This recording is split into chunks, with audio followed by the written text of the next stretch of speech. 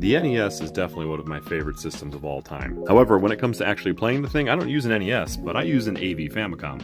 Let's talk about this. In the West, most of us are used to seeing this version of the NES, the toaster as many people call it. And online, if you're trying to find one in working order that's tested, they usually go for anywhere from $70 to $100 with some games sometimes. However, this thing had some flaws from the get-go, and I don't really care for it these days. For its output, it's only got one line of audio with composite video or RF in the back, and having to press down the game isn't exactly reliable these days. Let's try putting in Turtles 2 and see how that goes. Here we go. And yeah, a lot of times, that's what you're going to be met with. So then you gotta wiggle it and hope that it works. And due to the age of the parts here, this has become unreliable when it comes to the game running for a long time. I've had a lot of sessions end on some of these toaster systems before replacing the pins due to the system moving by, me just walking by. Heck, even just pulling on the cord sometimes can do it. This one seems to do pretty good, but even still, if we give it a good tap here, yeah, it's not working.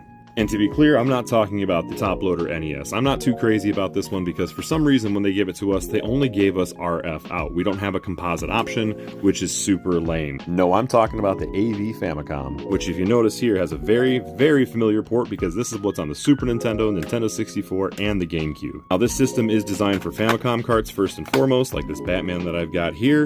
However, adapters exist like this one here, so you can use a 72-pin NTSC cart and put into a 60-pin for the Famicom. When it comes to powering the device, surprisingly a Genesis 1 adapter is what's suggested if you're using it over here in the States. What's nice about this port too is that it actually outputs dual mono, so you're going to be getting sound in all of your speakers. Also, it has the expansion port here if you wanted to get the Famicom disk drive. Now we've got Turtles into the system here, and you can wiggle this all you want, and it just works fine. This is not going to have a problem. I've never had a problem with this system at all, with any kind of wiggling, vibrations, anything. I mean, come on. Here's my other hand. I'm not holding on anything.